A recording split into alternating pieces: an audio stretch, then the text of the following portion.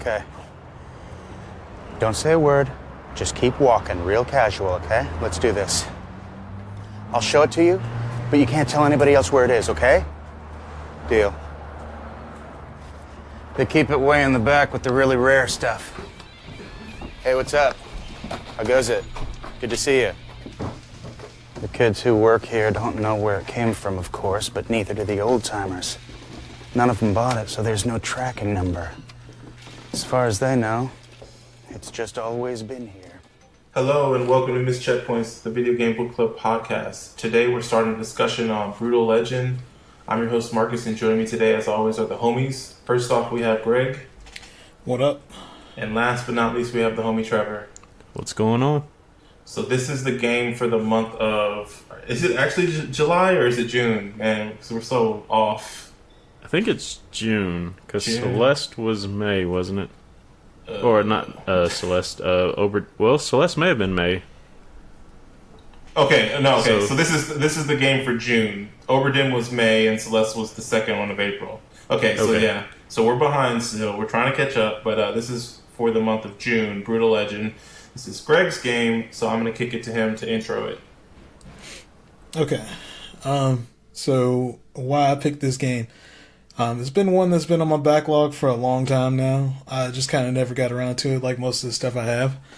I remember playing the demo when it was released on 360 and kind of was interested to play it, but just kind of never picked it up. So figured now would be a good time. Also, I guess this is how many Double Fine games have we played at this point? I want to say this is the third because we played Psychonauts. And then I guess technically Grim Fandango was brought back by Double Fine, but it was originally done by the studio before them, which I'm drawing a blank on. But we'll just say this is the second and a half.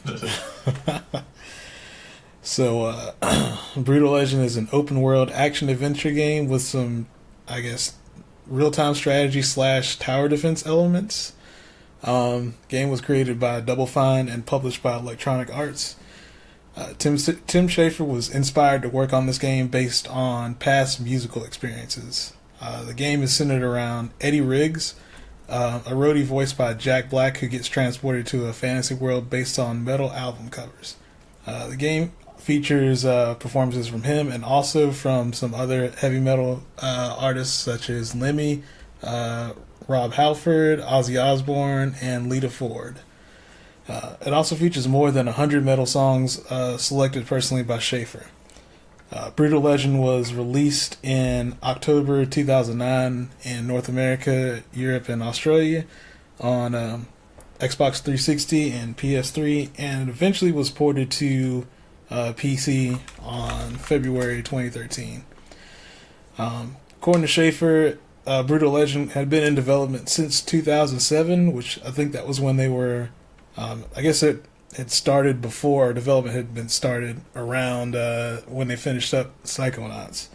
Part of the game's inspiration came from the fantasy worlds that the lyrics and album covers of metal bands implied but rarely made it to music videos, thus allowing Brutal Legends to fulfill the promise of such lore. Schafer also credits Megadeth roadie named Tony he once met as having given him the idea to make a game about a roadie, with the character of Eddie Riggs becoming a reimagined version of him. Schafer had previously explored the idea of a roadie sent back in time with the character Hoagie from Day of the Tentacle, but Brutal Legend represented an opportunity to expand on it further. Brutal Legend received generally positive reviews, giving high praise to the story and vocal performances. I think the only negatives that people had about it were the gameplay. Currently, the game sits at around 80% on Metacritic across all consoles. Although it reviewed pretty well, didn't pan out that way in sales. Sold around 215,000 copies in the month of release. And that could be attributed to a couple things. A lot of the, I guess the advertisements and promotion for the game didn't really kind of touch on the gameplay. It just kind of focused on, hey, here's Jack Black and it's a bunch of metal stuff. So they think that it's probably that, and if they had shown that it was a real-time strategy game, that it may not even done as, I guess that's not really well, but it wouldn't have done better than that. So there was also talk about a sequel that was supposed to be made that I believe EA had told Double Fine that the game was going to get a sequel, but they ended up canceling that. As of 2013, Schafer still had interest in a Brutal Legend sequel, but it will require appropriate funding and resources to make it happen. And I guess based on how Psychonauts 2 does, I guess that may not even matter anymore because I forgot that Microsoft picked that up. So, but according to the Wikipedia thing, he was going to wait till Psychonauts 2's release, and if that did well, they're going to think about trying to go to do a sequel for Brutal Legend. So, outside of that, I think that's all I got for the intro.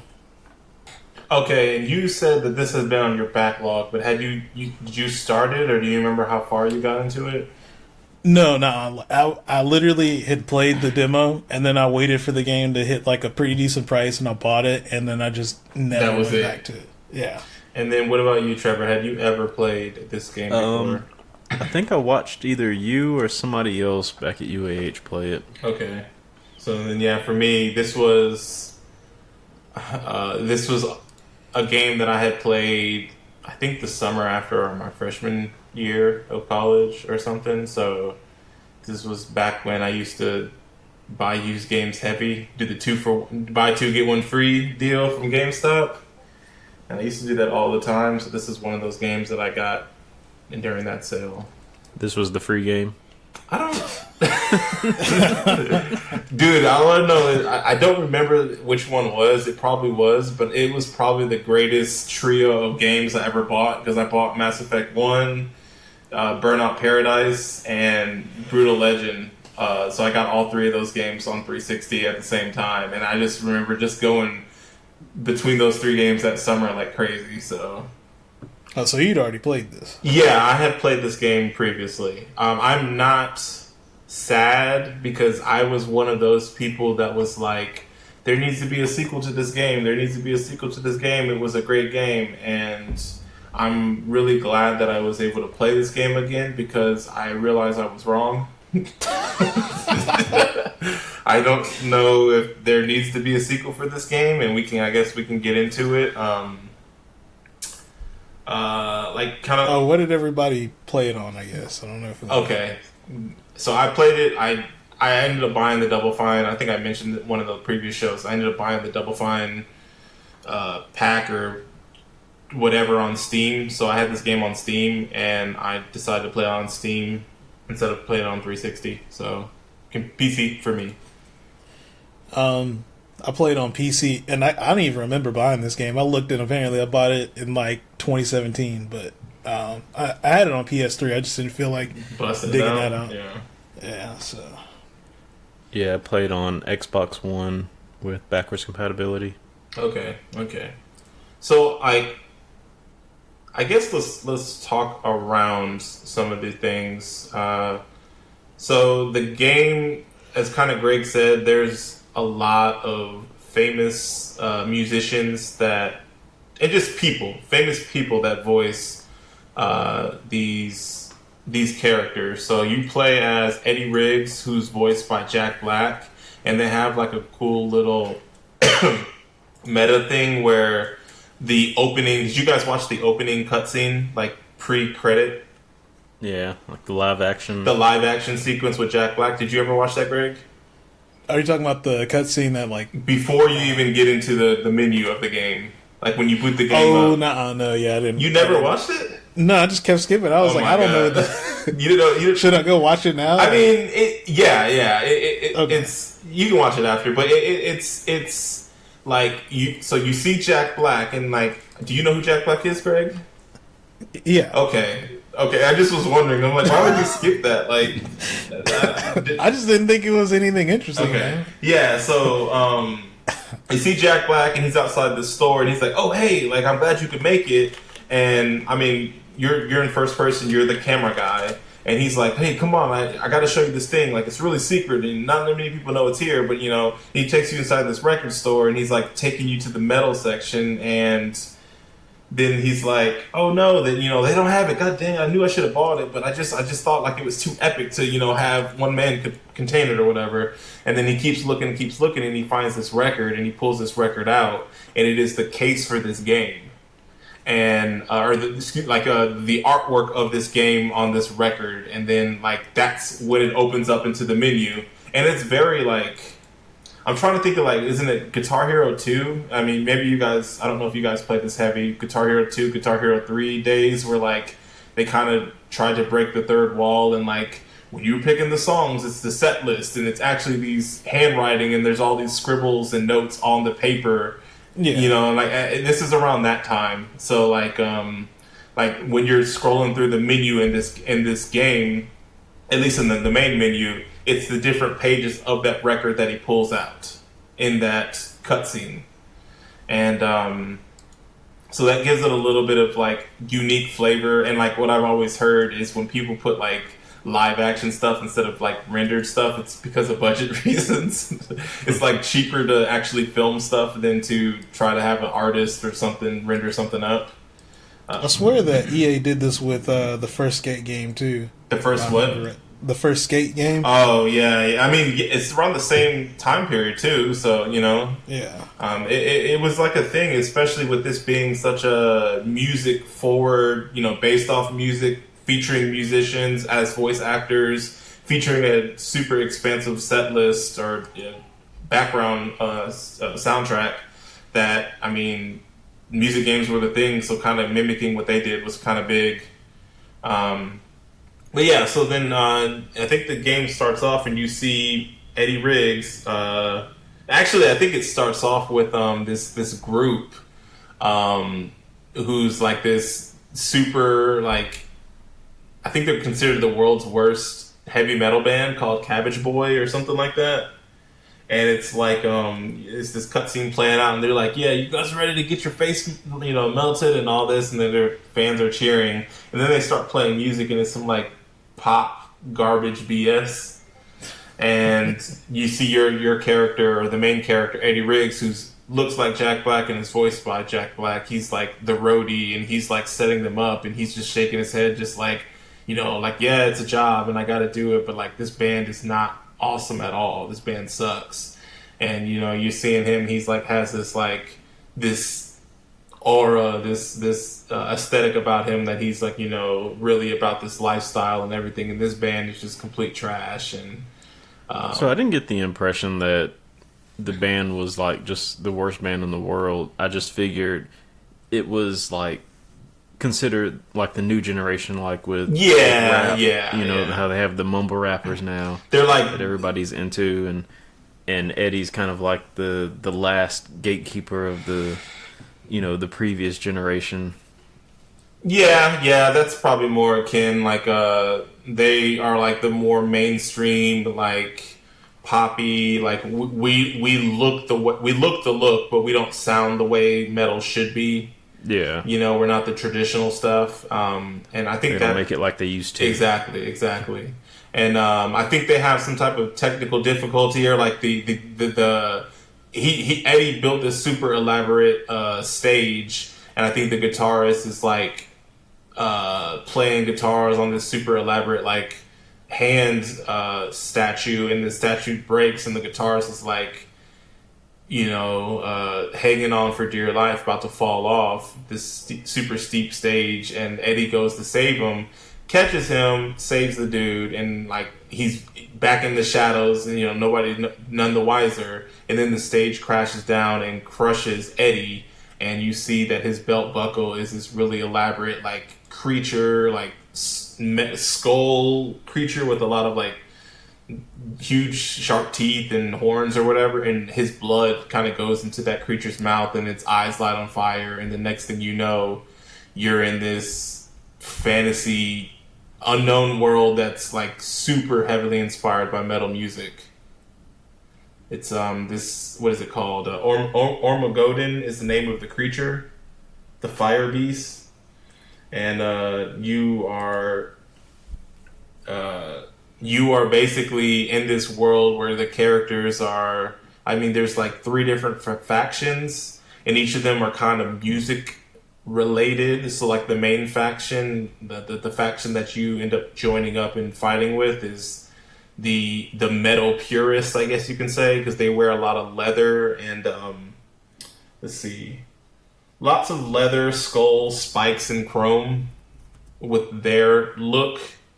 And then later on, you see some of the other factions. The Lion Whites faction, they are like more of like the 80s glam bands. So there's they have a lot of like bandanas and fluorescent colors and cheetah print and long hair, headbands, extra, like, you know, that kind of aesthetic.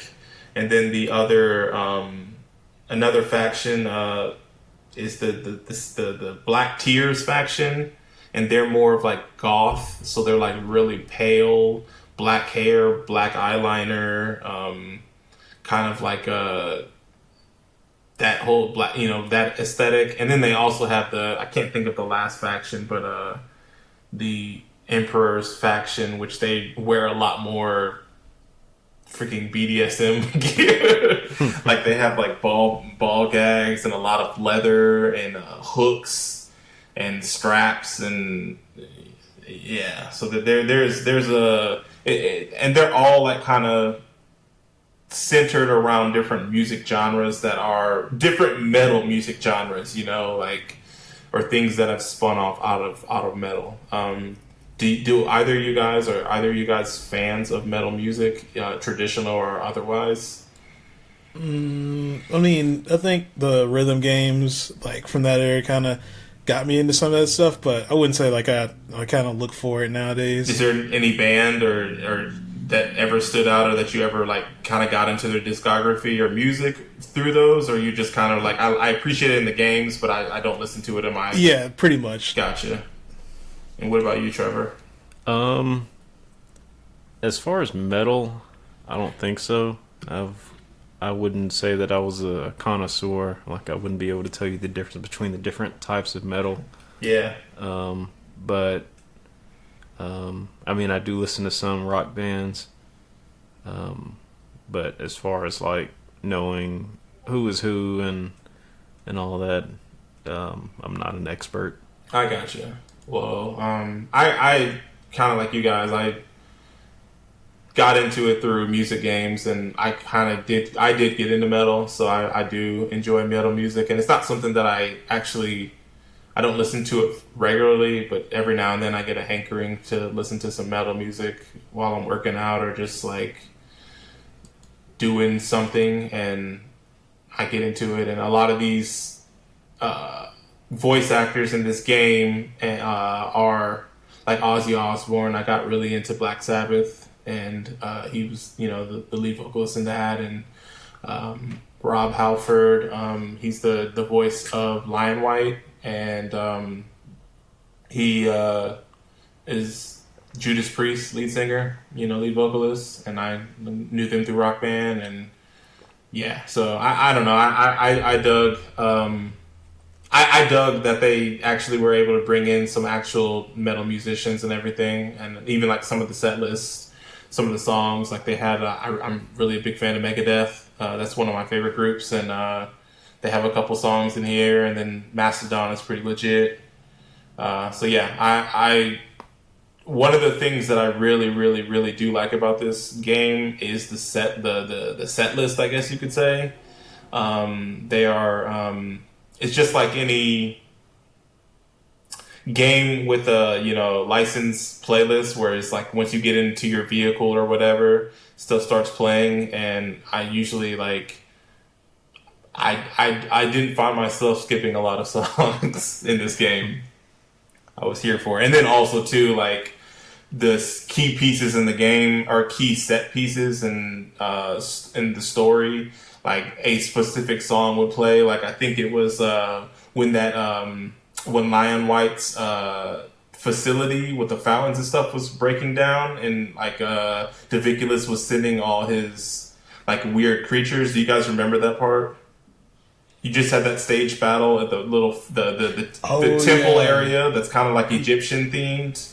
And it's like the area's starting to crumble and you got to drive out of it. That song is Through the Fire and the Flames. Yeah, and like and it's like it fits the what's going on and everything. And like even if you were to fail that mission, it wouldn't be a different song. It always is that song. So yeah, I think they even make use of their licensed playlist to great effect. And also, speaking of the voice actors, something interesting I read once I heard a familiar voice in the game. I looked up Tim Curry. Yep. And he actually replaced Theo. Yeah. I thought that was interesting. Yeah. Do you know why? In the article I read, it said something like the character that Tim Curry voiced kind of evolved, and Tim Curry could better capture it than Dio could. And then they said there also may have been an issue having two former Black Sabbath players on the same game. And then on top of that too, I think that was around the same time that Dio actually passed away. So it kind of a little bit worked out in the end because the game was released in 2009 and he passed away in 2010, but I think he was dealing with some health things, I think is the reason, I think. And he was diagnosed with cancer, stomach cancer in 2009. So and then I also noticed too that one of the guys, what's his name, Rob Halford, the guy that I was telling you was the lead singer of Judas Priest. He voiced multiple. He voiced Lion White, and he also voiced the Baron, I believe, the Fire Baron, the dude that drives the motorcycle. Neither of you guys know who I'm talking about. I'm trying to remember which. It's like the dude with the cop hat and the sunglasses, and he's wearing the vest with no shirt on. Yeah. Okay. Once you said that, I was like, all right. Yeah. And then like the Guardian of Metal is voiced by Ozzy Osbourne. Like Trevor said, the Viculus was voiced by Tim Curry, and Lemmy, he voiced Lemmy Killmonger. Is that the Killmaster? Dude that's the bassist? Yeah, he's the Killmaster. Lemmy is the Killmaster, and actually he also he was let's see who else. Lita Ford, she is played who did she play? She played the chick that rides the cats. Yep. And she was in the Runaways, all-female rock band group, and Jennifer Hale, who's a pretty famous voice actress. I think she's like her most famous is she does the female character for Mass Effect, but she played Orphelia. So yeah, they got a who's who kind of in this game, and obviously like Jack Black as the main character, as Jack Black, as Eddie Riggs, as Jack Black playing Eddie Riggs. So yeah, as far as gameplay, this game is kind of split up into three different / distinct things that were like kind of going on. Let's see, so it was like a open world, it was a third person action game. So, you have your quote unquote spell and your attack and just kind of running around. You have your open world like car combat / just driving. And then you have your, your real time strategy. Yeah. And this is where when I was in 2009 when I played this game, you know what? I played this game the year after it came out, so 2010. So it would have been the summer between my sophomore and junior year. But back then, I didn't know any better, and I just I like all, I'm cool with all of these things being mashed together and playing it. Don't really feel that way now, 9 years later. Yeah. But I would like to hear what you guys have to say about it. I've been doing a lot of talking.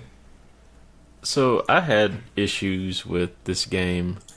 It just felt like it was doing way too much, and it almost felt like a video game based on a movie. Like how it kind of just adapts certain elements from a movie, and it might adapt them well, but then the gameplay is just like really, really shallow, and I don't know. It feels like the theme of the game isn't helping the gameplay at all. I feel you on this feels like a movie, because I kind of felt like the story was very shallow. Like it was very, very, very predictable. And then at the same time, it made it was like they were trying to make it seem like that was intentional. Like, they were breaking the fourth wall. They were doing a lot of, there was a lot of humor in the game. But I don't know. It's that Double Fine charm, bruh. That Double Fine polish. I got a little bit of that in there, but the way the game is structured just didn't. It made it seem so mechanical rather than like a natural story being told. Like they were hitting checkboxes, or what are you going? Like just kind of almost to a repetitive point, run where the mill. Like, okay, you get into the game. There's a short tutorial.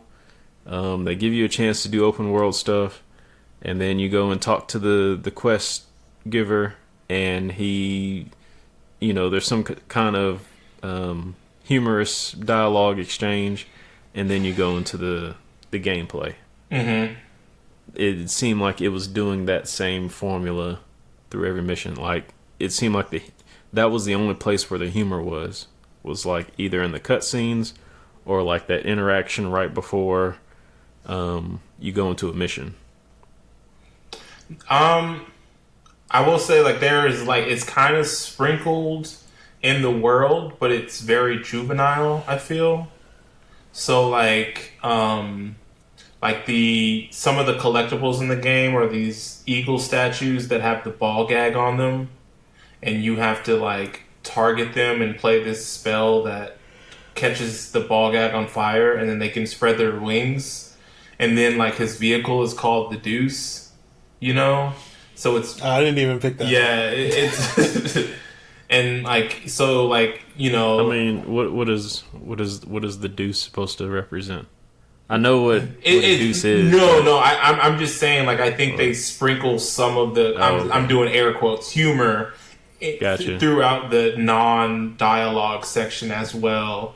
Some of the just the way the characters look, like the headbangers, just having like massive necks, and just there is some like touches, but I think that because there isn't a lot of substance to it, it's very surface level, and it's not really long lasting. So, and even like the guitar solos, like when you play, like when you want to do a spell or whatever, it pulls up like a it feels dated, but I don't really know what else. Like, I think it fits, but playing like the highway of like Guitar Hero, where you're hitting the buttons to play the actual song. Even things like that, like if you look at his animation for how he's playing, it's quote unquote funny and quirky, but it's just you stop looking. You never look at it because you're looking at the notes. Right. I don't know. One of the criticisms I saw for this game is that it doesn't take the best things from the genres that it is utilizing. That is pretty accurate. And this is criticism from obviously 2009, 2010, and I'm wondering, listening to you guys, because I don't play a lot of real-time strategy games, and I'm willing to bet that I may have a little bit more experience playing them, but like this was like my first quote-unquote real-time strategy game, and I did not have a problem with how it played when it was my first one, but now having played others, I'm like, since the time I first played this, going back to this, I'm like, man, why did they do it this way, or why does it control this way? You know? It's like a very unnatural way of like ordering like troops around, or like, you know, ordering units around, basically. Like, at least to me, it doesn't feel natural. Because they put an emphasis on the special abilities of each of these units. However, like, the simple act of selecting a single type of unit and sending them one place and doing something with another one, like, I feel like it is so much harder to do in this game than, like, I don't know if it's because I'm playing with the controller or because I'm playing as a character and I'm not in the world, like in instead third of person. Yeah, versus like looking at it from, like, what do they call it? The Top down or isometric. Yeah. Like, it's just so much harder to do the things that you would do in a real time strategy game. You know? Yeah. Like, I can't send these troops here and keep these ones here, because if they're all grouped together, it's like you just auto select all of them almost. There's like I think the way you had to like select a certain group was to like hold the select button, highlight them, turn to wherever you wanted to send them, and then send them to that space. So it was like you were damn near playing Claw. It was very cumbersome. Like, and they only go over that stuff once. And then, like, after that, they remove the little, like, it shows you hints at the bottom of the screen. I guess if it feels like you're not getting the hang of it, but that it's still not enough. Yeah. Like, you need a constant reminder of, okay, you know, what do I press to make them advance? What do I press to make them, you know, stay there? Because I honestly couldn't even remember how to select one unit at a time, and that was probably one thing that hurt me playing the real-time strategy part of this game. I think they show it to you halfway. They mention it halfway through the game, and it's like you've already done, like, they call them the stage battles or whatever, the stage missions, and you've already done like 3 at that point before they show you the first time how to do that, you know? And I didn't really I was just gonna say, and I don't think it was like make or break. Like, I don't think it was important that they show it to you in the beginning, but it's just kind of crazy that it was like, you know, you fumbled through or whatever, figured out how to get through three stage missions without that feature, and then they show it to you, and then it's like, oh, is this important? Do I need to know how to do this? Is it that they're showing me this because it's like, in case I'm curious, or like, why do I need to know how to do this at this point now? Yeah, I didn't feel like I had to do much micromanaging until maybe the last 2 or 3 of those like battles like that. Outside of that, I felt like you could kind of just brute force most of it. You just keep throwing units at stuff, and eventually you're gonna, you know, take over all the you know, get all the fans and make your way back, you know, make the way to their stage. So did you guys all play on normal, or yeah. Well, okay. Yeah, and so, like, for me, one of the things that I thought was cool, and I was like, this is a great game to learn how to play RTSs, is the fact that you control Eddie, and you get to actually be, like, instead of being the god and just seeing everything, you can directly influence things that are happening and help your troops out. And I really dug that in 2010, but now in 2019, I'm like, dude, like, I don't even need him. Like, I don't want to use him at all. And how did you guys feel about that? Like, I shouldn't say I didn't need him, but he felt too powerful. And it was like, I would rather just try to do this the legit way, almost. It felt kind of opposite for me. I feel like he wasn't powerful enough. Like, I think they should have made it so that the player would only use him sparingly.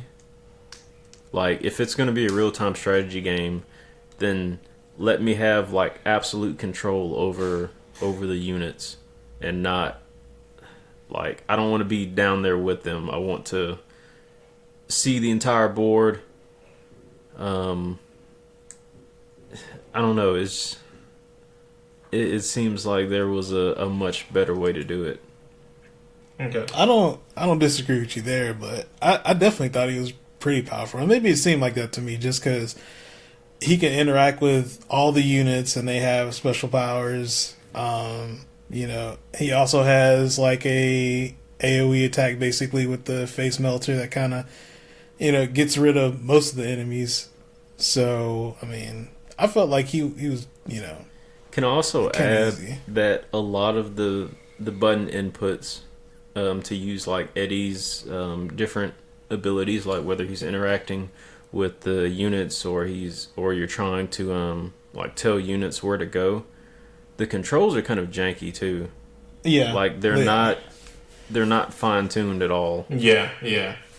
And then I think throwing in some of the animations, like when you do try to like use your like the summons, I can't remember what they're called when you play the music. Yeah, I think that's what they're. Yeah. Like the animation kind of throws off the other inputs too. Or the solos, that's what they are. Yeah, solos. Yeah, that, and then like the thing that I was gonna say too, Trevor. Like, did you? I don't want to get too far ahead, so never mind. Why one of the reasons I felt he was so strong was because the solos, like the face melting and the others. But then also, like, if you end up doing or collecting a lot of, I don't remember what the currency is in the game, tributes, I think, or whatever. But if you power that character up, he gets really strong. But it just seems so backwards the way they do it, because all his attacks are centered around attacking a single person. And I don't feel like in the normal story or whatever, I have issues fighting people one-on-one, but it's these stage battles when I want to do more of the AoE stuff that it's like, wow, he doesn't really have any combos for like a group of enemies. It's just literally running up and either just playing your guitar or like picking an axe that specifically has an AoE effect, or just running around and doing his like the one AoE he has, which is the X plus A or whatever, Yeah. I think what I was doing, or I guess what I figured out, was there's one of the vehicles that has the stun attack, basically. Oh yeah, the guitar, the bass dude. You just ride one of those into area, do that, hop off, and then do the face melter. And you know what? I never thought about it, but like I never use the people's abilities ever. Well, I guess you're forced to do it at one point, right? Because you have to use the roadies, big vehicle. Well, not the roadie, but the vehicle that you get towards like the end of the game, the big. Oh yeah. The one that that the very very end, that last mission. Yeah. There's a few of them that you use throughout the. Yeah, because I was gonna say that roadie one where those dudes are stealthy and you have to use their stereo. And it's cool. That like their abilities are cool, but I just never found myself using them in the RTS section because I just felt Eddie himself was too strong. And then like on top of that too, like one of the things clunky that you guys mentioned about the controls for that is that I can't even send my units to target a specific enemy. They'll en route to that if it's like, I'm trying to think, the enemies that stay back. Yeah, they would just start attacking enemies that are in their path. So like I always end up having to myself attack the enemies that like were shooting things from afar, and prioritizing those, because my teammates would always, my units would always prioritize the people that were directly in their line of sight as they were getting to where I was directing them. Yeah, it was kind of janky. Okay, and the one thing I will say, and like this is just, I guess, a pro. We've done all the cons. I guess the pro of that is when he grows his wings. Just being able to get around is so much easier. Yeah. But like I think that if we didn't have to play as Eddie, like that doesn't matter. But since you do, I'm glad they implemented something that allows you to move around quickly around the battlefield. I think my biggest gripe with the game as far as like gameplay is just kind of, I feel like it doesn't do anything particularly well. It tries to do too many things, but like it doesn't put enough like focus and care into making one of those aspects super good. Like the melee combat isn't great. Like it just kind of feels like, it doesn't feel, you don't feel particularly powerful until like you actually level up a bunch of stuff, and it's like I'm not incentivized to do a lot of the side stuff because I don't care enough about the combat to do it. And like, you know, it's an open world game, but I honestly feel like it doesn't even need to be open world. It just kind of feels like it was in that same era where like that was a thing, so they just felt like, oh, let's make it open world. Because if you drive around the world, I mean, there's nothing really going on, to be honest. You know, it's just empty space and, you know, mission markers. Yeah, I agree with you there. Like, it feels like they kind of forced the open world thing because there's no reason why the what do you call it, the motor forges, why they're just in random places. Yeah, because they're usually not near, and by the motor forges are the places where you can actually purchase upgrades, and that's where you meet Ozzy. And but yeah, they're basically like just out in random places on the map, and you go up to them and you have to play a solo in order to activate them. But I don't know, it's just like sometimes they're not even near any of the quest markers, like for your next mission, and so you have to go and hunt them down. It seems like they just kind of forced the open world thing. I feel like they only even hit them like that just so they gave you a reason to want to drive around. Yeah. It's like, oh, we don't really know how to make people want to do this if they don't want to do the mission, so maybe you got to drive around to unlock these if you want to upgrade. Can we... Man, you guys touched on a lot of things. So I guess the first thing, let's talk about the driving around. You guys were complaining that they have these... The motor forges kind of just spread out, and there's no rhyme or reason for why they are in the section they are, or why you have to find them. And I think the one of the things is they really, really went hard on the collectible aspect of the open world 3D kind of, you know, GTA style game. So on one hand, I dig the fact that you have this really extensive soundtrack of metal songs, and there's like plenty of things for you to find. But like some of the collectibles you have in this game, there's side missions for you to do. There are these ball-gagged creatures for you to find. I think there's 120 of those. There are these viewpoint vistas. I think there's like, I want to say 50-something of those, where you look through the binoculars or to see the view or whatever. It's almost like look at this beautiful vista or view that our designers took the time to develop, and we don't really have anything going on here, but we wanted to play homage to this metal thing. So, like, you know, basically self-jerking. Kind of like, we put this in the game, and there's no way for you to interact with this thing beyond just looking at it. So we're going to put a collectible that forces you to look at it. Mm-hmm. And then they have these tribute things that you have to raise from the ground that, like the motor forges and the music the music ways to unlock more music. I think there's like 40 of those as well. So unlock, like, each time you do one, you unlock another song. And then they also have your solos. Like, I think throughout the game, you're only given, like, in the story, like 2 or 3 solos, and the rest are spread out across the world, and you just have to find them. So, like, I think the face melting one is one you have to find. There is, right?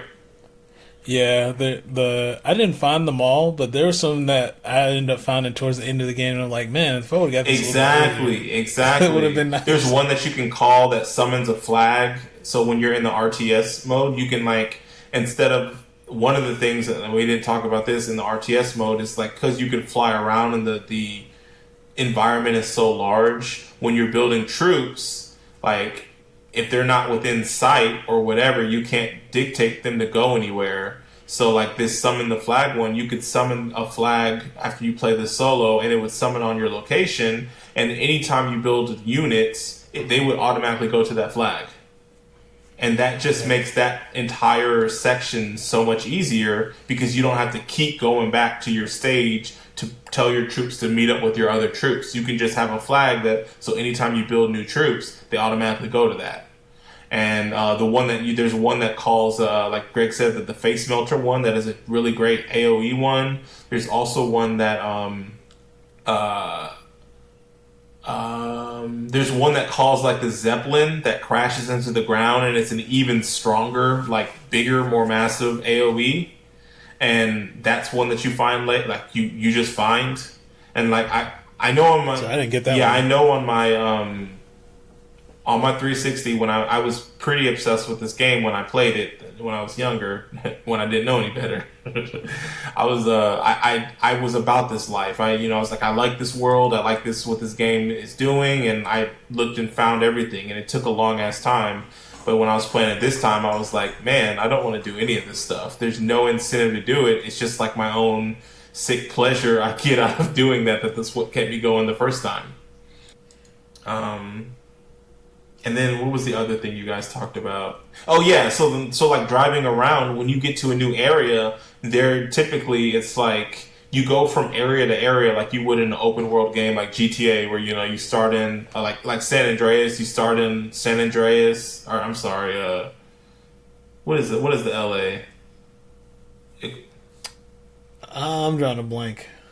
Los Santos. You start off in Los Santos, and then you work your way to the country, then you're in San Fierro, then you're in the country, then you're in Las Venturas, and then you have access to everything. That's kind of how they do it in this game, where you start in the main area where your crew is, you only deal with Lionheart and his crew, and then you're in the jungle, and you're in a different environment, then you're in the Goth world, and then you're, the Frost world or whatever. So they kind of segment the world off, and you really only have a handful of missions in each place as they quote unquote open up the world to you. And then usually in each place there's a couple of side missions there and some stuff for you to discover. But if you're not about doing side missions or anything like that, exploring, you'll just be in an area, literally a lifeless, empty area, like they said, for like 2 or 3 missions, and then it's on to the next area. Not even 2 or 3 missions. Like to mainline this game, it moves pretty quickly. Yeah, because like each time you move, it ends like at the exact point where you need to go in order to start the next mission. So, and that's, I like that because it's introducing you to the new parts of the world. But then the other thing is they don't necessarily put the side quest like within like your field of view, because I didn't know about the side quests until I started looking at the map. They're kind of off the beaten path, so you have to leave. It forces you to explore. Yeah. So that's something different. Like a lot of games, at least, start you on a quest line where you might be where the main mission is. You might see a exclamation mark next to it, but then that'll lead you further out onto the beaten or off the beaten path. So it's it's a little bit more exploratory. It forces you to go, like I constantly was going in and out of the menu to view the map. Yeah. Constantly, because it was just kind of like, okay, what's over here? Because like you said, like there isn't like an exclamation point or anything. The game, if it was up to the game, you would just do the main missions. You would never know there was any side missions, because that's all they highlight. There's not even NPCs usually within really close to the main missions for the most part. So you would literally have to go on your map and see their waypoints in order to get to them. So yeah, and then like driving. Let's talk about the car, the Deuce, and I think this is maybe the worst driving vehicle I've ever dealt with in a game, and I'm including the game that everybody always hates on that I don't have an issue with. I mean, worst is kind of. This is Mass Effect. Yeah, everybody hates the Mako in Mass Effect 1, and I have no issue with the Mako because the reason why I say that is because you can hover/jump in the Mako, so it's easier to go up ridges and everything. But there were so many times, did you guys do side missions in this game?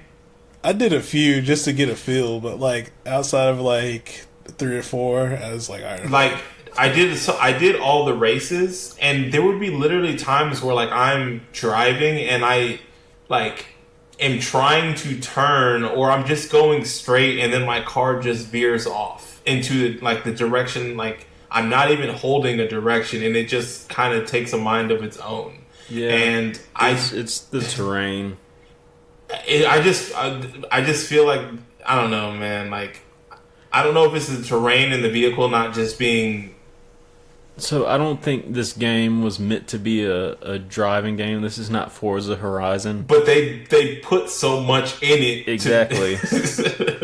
It's like they used a randomized terrain generator or something, and then decided to put like drivable portions on top of that. Yeah. It's like, oh, we're gonna put a dirt road, or we'll actually put a road here. Because there was so many times where like I hit the brakes on my car, and it's just like it's not even stopping, or you know, and like, or like I literally drive off the edge of the map, or like a cliff or whatever, because either the car didn't brake, or like I tried to turn away, but the car just reacted too slow or something. And then there's one mission. It's one of the main missions where you're forced to drive. It's the escort like a race ones against time. No, this is the one where the environment is like crashing down. Oh yeah. And there are some bad portions of that I honestly don't think was initially like meant to be a driving portion, but then they just kind of changed it to the first boss when you're fighting that creature and you're in the deuce. And you have to run over its tongue or something. There was so many times where I just straight up missed it. Like I'm driving straight at it, and next thing I know, my car is just whipping it. You know, it's almost as if you're, and I understand like the model of the car isn't, but it's almost as if you're not driving a car that's meant to be an off-road car. Yeah. I don't know. Like it's one of the worst controlling vehicles in a game that I can think of that I played. And like I know that the Mako is usually like this is the worst of the worst, or this is up there. A lot of people just remember that. But I'm actually one of the Mako apologists. I actually don't mind the Mako, and I would take the Mako any day over the Deuce. That's, man. Okay, is that among your worst, Greg, or is there anything else that? I mean, I think the Mako's still worse than this, but it's bad. Okay. Yeah. Okay. It definitely sucks. Is there anything that you would think that's like, this isn't as bad? The Deuce is better than that, besides the Mako, or like this is other games that you can think of that it's like this is as bad as the Deuce? I'd have to think about it for a while, but also as far as the vehicle combat, I think is non-existent. It feels lazily done. Because like the first main weapon you get, the first primary weapon, it basically auto targets the enemies. Like all you have to do is aim in like the general vicinity, and you just see an explosion. What main weapon? The like the machine gun. The machine gun doesn't auto target; it only shoots in front of you. It's very. Okay, yeah. It's very lenient. There's some leeway to it. Yeah. I will say that it seems like the weapons for the vehicle were kind of tacked on last minute. It was like, oh, like they probably need something to defend themselves if they're in this thing. So they have the machine gun, they have they have primary and secondary weapons. So it's like the machine gun. I use the rocket launch, the heat-seeking missiles. And you would just shoot those, and sometimes they hit the enemy, and sometimes they would just veer off and go somewhere else. And then I used the bolt thing, the electricity thing, that would kind of lock on to enemies. But again, it was just kind of like whichever. I don't even know. There was no rhyme or reason with that. It was just kind of like sometimes it would go for one enemy, sometimes it would go for another enemy. It wasn't necessarily who I was looking at. I guess maybe sometimes it was who was closer. Maybe it was sometimes who was it easier to hit at the like there was no rhyme or reason. And then like secondary weapons, like there was one that shot blood behind you. I think there was one that you dropped a mine behind you, like Spy Hunter style. There was one that was like subwoofer that did like an AoE that kind of stunned the enemies beside you. There was one that shot flames on either side of you. So there was like you could kind of defend yourself, but nothing like, I mean, it was okay, right? It was all you needed to get through each mission. Yeah, yeah. Having said that about the car stuff, I kind of wrote down the different types of missions that there are in this game. And with the main missions, there was the real-time strategy stuff, which we touched on. There was boss fights, which were few and far between, and those kind of ran the spectrum. Sometimes they were just like the very first one, you're in the car, and you, like I said, you just have to run over this dude's tongue. I think it's like a spiked tongue. There was another one, like the last fight against Diviculus, where it's kind of like you fight hordes of enemies, then you fight Diviculus and hordes of enemies and Diviculus. I think those are really the only two, right? Am I missing one? There's the one where you have to capture the beast. Or you're just talking about bosses? Yeah, just bosses.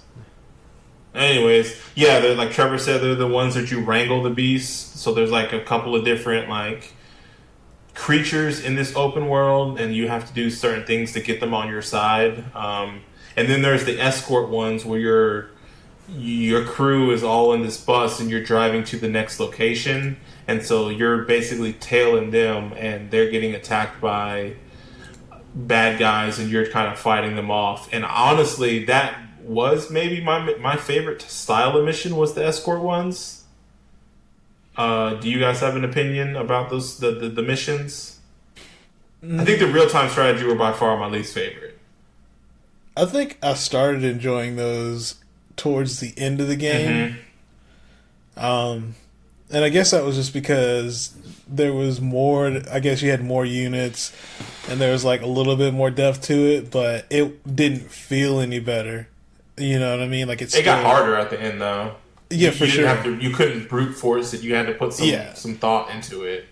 Yeah, you definitely had to take advantage of like the different units, and even I don't even think I was using that solo that put the post down up until like the maybe the second to last mission like that. So, but yeah, I think it was just kind of like I got into the flow of it and kind of figured out how to play it better, and it just kind of clicked with me towards the end. But yeah, it's still very clunky. Okay. Yeah. What about you, Trevor? What was your favorite style of mission? I preferred just action combat, honestly. Like that first level, like as soon as you like actually start playing, that kind of gameplay is what I was expecting from the game. Yeah. And it's crazy because that's what the demo has anybody played the demo before? Man, no. So the demo is literally like the first like 20-30 minutes in the game. When you're fighting, when you first get into the world, you meet Ophelia, then you're driving and running over the dudes. It ends with the driving part. That boss fight, do you do the boss fight? I don't think you do the boss fight. I think it stops right before that.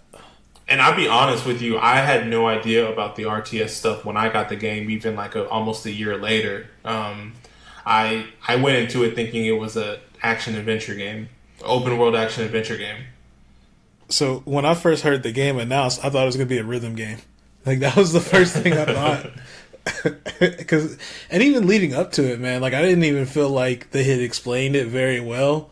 And I think the only reason I found out that it had like I want to say like on a Bombcast or something, they had said it was like basically a tower defense game or something like that, and that's when it was like, oh, okay, I didn't even know that's what I didn't even know that's what this was.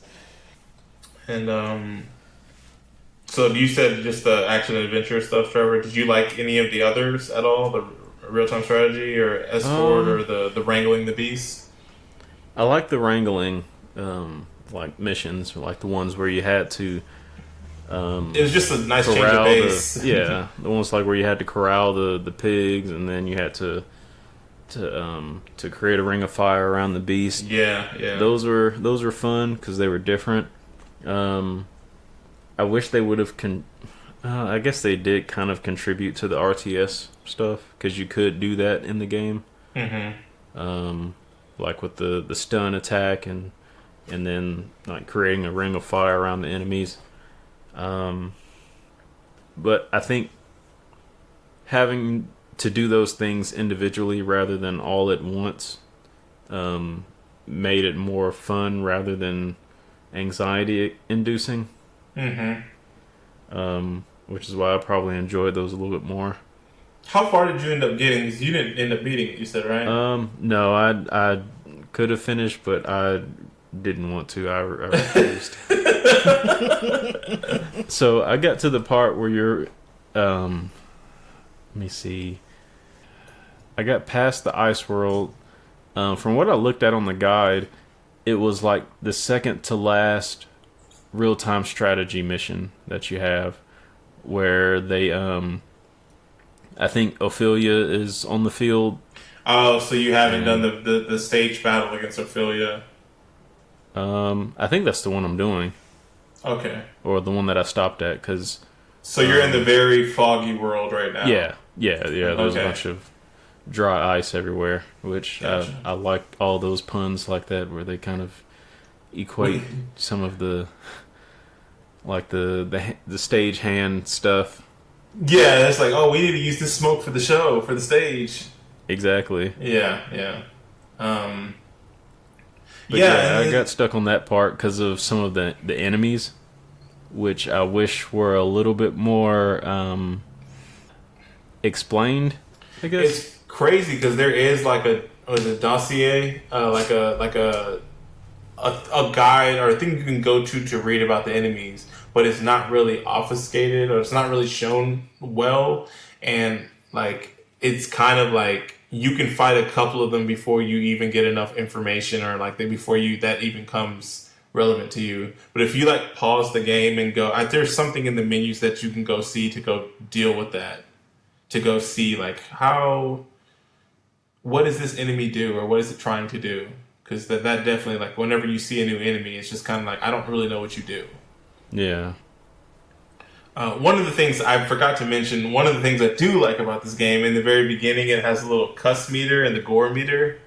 Oh. And you can choose like if anytime there's a cuss word in the dialogue, you can choose if you want it bleeped or not. And so it can kind of lead to some humorous situation. I don't know if you guys played censored or not. But if I ended up putting the language one on because my kids would like come around and watch, but yeah, I didn't try. I should have did the violence one just to see, like the gore one, just to see what it did. But it's just like blood, I believe. Like just some of the. I actually have written in my notes that Davicula's bodies two of the characters in the game, and I don't know like what that would look like for you. And then at the end. Decapitation at the end. Yeah, like man, now I'm interested to see what that looks like with that turned on. Yeah, so I think those would be interesting to see. But I always played the uncensored violence and uncensored language, so I always thought that it would be hilarious to listen to this game censored, like with the beeps and the bleeps and all that. They do that, and I think when he gives the middle finger, they put like the parental advisory sticker over that. Yeah, so like there is a little bit of humor in there as well, and yeah, so I did like that. Trying to think, and then I was gonna say for the main missions, there's the real time strategy, the escort, boss fights, and the wrangling of the beast. And really for the side missions, there's even more. There's racing, there's hunting. There's you get to ambush enemies, so kind of like what Trevor was saying, where you're kind of like the action adventure style stuff. There's tower defense, and then there's like a cannon. I shouldn't say tower defense. It's more like your car is put at the top of this tower, and you are defending an area. So you are the tower. You're not defending a tower. You are the tower, and then the cannon, which is like you're driving the deuce around and you're having a guy shoot a cannon at your car, and you're trying to lead the cannon to defeat the enemies that are coming to assault the cannon. Cannon. Yeah, I don't know. Did you do many of the side missions, Trevor or Greg? I did a few of them at first, but it's kind of how I am with all games that have side Open missions. world, yeah, they get repetitive, right? Yeah. There was like a couple of like one-off ones. I don't know if you guys did any of them. Did you do any, Greg? Of the main? Yeah, I did a few. So do you guys? I mean, so like I know the one you did, Trevor, because we talked about it, the taking the beer to the beach. Yeah. That was a one-off one, and I didn't do all the side missions this time. I did do them the first time, but like that was a one-off one.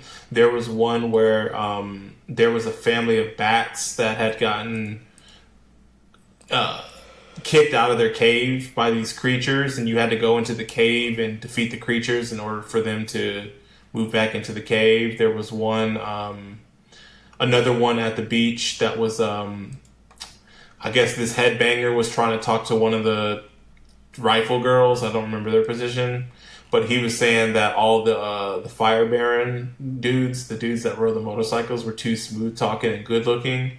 So you had to basically use the headbangers crew and try to so he could talk to the girl, and you had to use the headbangers ability to keep the Fire Barons away from the girl. So there was some things. There was one where you had to kill there was 8 deer that kind of went off into different directions, and you had to they were infected with some virus, and you had to kill them before they got too far from the central location. So there was a little bit of diversity and like kind of uniqueness put, but those were very few and far between. You would play like 5 ambush and 2 tower defense before you get one of those unique ones. So I think I ended up doing like 20 plus. I did maybe 25 side missions. So, and I wasn't even, I still maybe probably had about 10 plus, 15 plus to go. So, yeah, I just think, I don't know, man. I just feel like the side stuff isn't just, one, it's just not very engaging, and 2, it's just like the reward you get for it. It just, you don't really feel like you need to. The reward you get is the ability to upgrade your character, but the reason why it is not that rewarding, quote unquote, is because the upgrade system in the game isn't that rewarding. Yeah. Like, you don't really feel all powerful or godlike for the most part. Like, you definitely feel like your character gets stronger, but a lot of the upgrades in the game is aesthetic stuff. Like, whether it's how your character dress, or like even the different things like the axes your character uses, the spells that you use, even with the guns and equipment you have in your vehicle, they don't feel like there's that much of a difference between the stuff you use. Mm-hmm. It's not like it's like, oh, I upgraded my axe and now it does +5 in, damage or something like that. It's really just like what augment you want on your axe. It does the same amount of damage unless you have this specific augment on or something like that. Yeah, I don't know. I told Trevor it was very disappointing to come back to this game that I had such strong feelings about, the first time I played. And I was like, yeah, this game needs to have a sequel. It's great. Like, I know it was underappreciated and like not a lot of people played it, and they should give this game a second shot. It's kind of like how maybe people felt about Mirror's Edge. Whereas, like, it does this thing, and like it has this thing, and it's going for, and it touched or it affected people a certain way that played it. So I kind of like now, after playing it a second time, I'm like, you know what? Nah, like they didn't do enough right, in my opinion, to justify a sequel in this game. And even what I read when you were doing your intro, Greg, was that. A lot of what they were proposing for the sequel was stuff that they decided to not include in this first game. So it's kind of like another faction, yeah, like some other stuff. Yeah, so it was kind of like, oh yeah, we're going to include some other things, but it ended up not even being like key things or things that are important. Yeah, I don't know. I mean, if they were gonna go down one road a little bit more, I'd be down with it. But like, if it's gonna be this, mixture of open world, action, adventure, RTS, like, I'm not. No, I'm good. We don't need to do that. Yeah. One side thing, since I guess I wanted, did either of you guys do the racing side missions? I did like one or two. So the guy, his name is Fleetus, and I was like, he reminds me of something. He reminds me of something. I couldn't for the life of me remember what. He looks just like Glottis from Grim Fandango, or like a similar creature, because he's a demon in that game, and this dude is a demon. And I looked it up just now, and like, yeah, he was an inspiration for that. Because it was bugging me. I'm like, he reminds me of something. But yeah, do you guys have anything else that you need to say about Brutal Legend? I ended up telling Trevor, I don't think I ended up saying this, but like, I wasn't as disappointed as I was playing Brothers the second time, but it was pretty close. It's just like, I was like, man, I really, like, I can understand why people liked Brothers if they play it for the first time. I actually don't understand, unless like, I feel like this is like an age, and like I was in the right place, and like this hit me when I was going through that time where it's like, I really like metal music, and like this aesthetic and humor and everything was I was feeling it. But now coming back, I'm just like, man, this is what I used to like. I used to be into this kind of stuff. I do want to say that even though I had a lot of negative things to say about this game, the one thing I did like about it was the theme of it. Oh yeah, it was well used. Definitely, and the world building too. I agree with that. I do think the world looks really well. It's realized, it's crafted well, and I do, like, when I think of metal or whatever, like, this is kind of like now, like, when I'm listening to stuff, I kind of do picture it in this kind of aesthetic / world. You got anything, Greg? Brutal Legend, it's alright. So, Trevor, what do you say? Is it it's fine? Or is it worse than fine? Or better than fine? It's fine. Well, I will say, I think, like, it was very disappointing for me to go this. This has maybe been my least favorite game we've played this year. I think I agree with you there. Yeah. And it's like, I think so far, like, there's not been a game, like, unlike last year, there's not been a game that I've disliked, but it's just like, I don't think I need to play this game again. It really hurt to go back and play this game. I wish I hadn't gone back and played it. Hurt. It did, dude, because it's just like, you lose one of your heroes, you know? It's just like, It was like, yo, like, what are your favorite Double Fine games? And this would be one of them. And now, like, I'm like, oh, nope, strike that off the list. It's kind of how I feel, you know? What did Riley Freeman say? It's like going to heaven and find out God smoking crack. I mean, yeah, and I actually, like, because I have all these Double Fine games now, I'm like, dang, what if I went back to this game? Or what if I went back to this? You know what I'm saying? Like, that's kind of how I like feel. It's all a lie. That's kind of how I feel, dude. Because, like, I mean, we played Grim Fandango, we played Psychonauts, and, like, those games were... I feel like I dug those games more than you guys did, but then, like, going back to this game that I've already played, I'm like, oh, nah. So, like, if I go back to these other games that I've already played, I'm just like, yo, what was I thinking? Why did I like this? Just loses mystique. Do you guys got anything else you want to say about Brutal Legend? I think that's it. I do have a question for you guys. Okay. So, if you were to make a game based on any genre of music, I had this question, but which genre would you pick? And also, who would you cast in the game? like either as the protagonist or like supporting cast, Okay. or even a narrator. I have to think about that. Like, I don't know. Like, the first thing that comes to mind would be like kind of maybe like early '90s hip hop or something like that. I don't really know how you would make a game around that necessarily. Yeah, like I was thinking, like, what if you did like a game? Like, this is not my answer or whatever, but like if you did like a certain like if you took Atlanta, because I think Atlanta has like the different genres of rap music that have come out of it. So if you said like, okay, like, well, the game takes place in Atlanta, and each faction is a different like crunk, and you have the Outcast, like Dungeon Family, and then you have trap music, and you know like snap music, okay. and like just having like the different genres that have come out of Atlanta.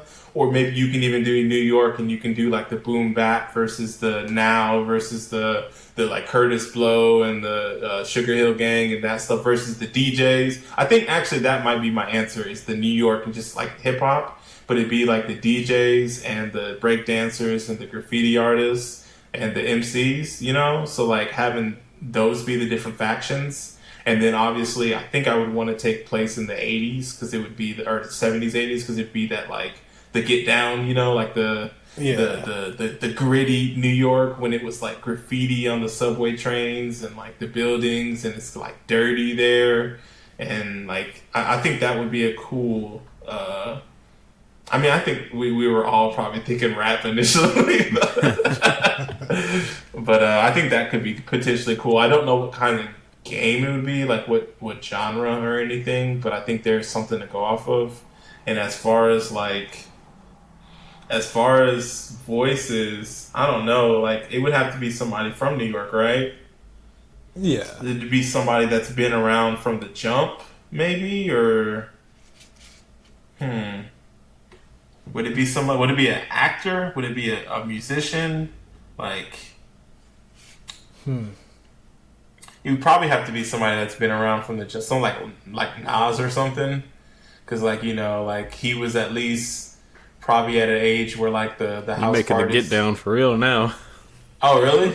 I've only watched the first episode. Well, he narrated it. Oh, I didn't. Yeah, I only watched the first episode. So, all right. Well, who's somebody else you could use? Like that's like relevant. Like maybe like I don't know. What's one of the dudes in the Fury? Grandmaster Flash. Actually, the last time he was in a game that I remember was DJ Hero, and his voice was so annoying. But yeah, that could be cool. I also thought like maybe doing electronic, like that, like Tron. But like I was like, man, that's already been done, you know? Because that could be cool. But yeah, I was thinking along the same lines of hip hop, but on a more global scale. Like your factions would be like West Coast hip hop, East Coast, Midwest, Southern. I'm sorry, who? Chirac. I was gonna say, like, when people say Midwest, and it's like, really, they're just talking about Chicago. Yeah. And Yeah. I guess you Detroit, have, like- Detroit, I guess. I mean, Kansas. You had, Kansas is known for its St. barbecue, Louis. not its rap. Tech Nine.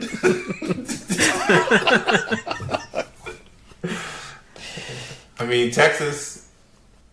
That's South. Is it South? I feel like Texas is its own thing. That's definitely. I feel like that's Texas is its own thing. Like you can pair Texas with Memphis and Louisiana, and then South is like, even though Louisiana is probably like more closer to South music than Texas. I feel like Texas has its own style.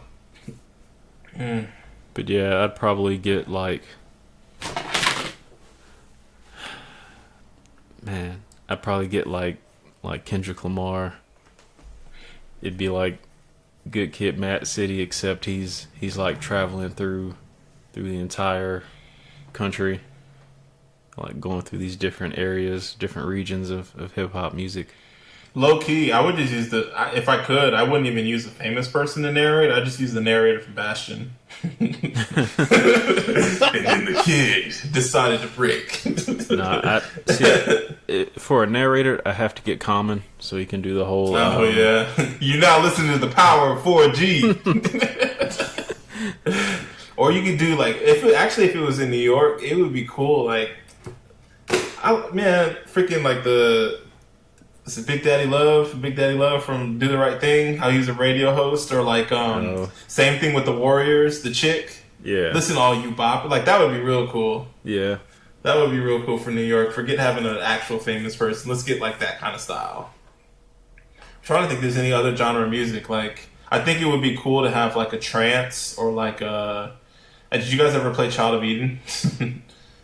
I think I played a demo of it or something. I think like most of the stuff I can think of is like maybe like concept albums like Deltron 3030 or like I'm trying to do like Demon Days. I know it's not a concept album, but like how like the Feel Good Inc. Video was, and kind of doing stuff in that kind of art style, or like that kind of environment, like it was very surreal, dream kind of scape kind of setting would be really cool. I wish there was something I could think of for like drum and bass, where it's like when I think of drum and bass music, I think of this setting, but like usually there's not really a setting I think of when I listen to music for the most part. So I think of Mirror's Edge. For drum and bass? What was that one song that was... I can't think of the name of that song that was used in Mirror's Edge.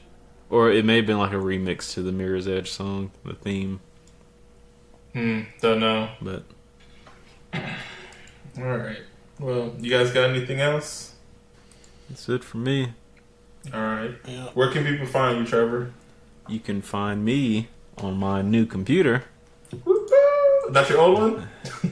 I managed to get my old one working again, but I'll probably use that one just as something to render with. Parts. Yeah. But yeah, I'll be on Steam at Lyric Unsung. Alright. And where can people find you, Greg? You can find me on Twitter and Facebook at Boombox Hero, and on Twitch at twitch.tv/xdrdmagnegrox. You can find me on Twitter at potato _salad. Yeah. Our next game, I think we're almost back on track. Our next game for this month for July is Trevor's game, Forgotten Anne. Right? Did I get that right? Yep. Cool. So we actually, we didn't put up the Ogre episode yet, have we? It is up today. All right, bet. All right, so yeah, we're almost on track. So we'll try to get this one knocked out and recorded and uploaded this month as well. The Forgotten Anne one as well, and then we'll be caught up again. But yeah, and then we have figured out our guest nominated game as well. I think that we'll unveil it next episode. We'll talk about it later this month. So be on the lookout for that as well. Do you guys have anything else? All right. Well, we are Missed Checkpoints, and we're out. Peace.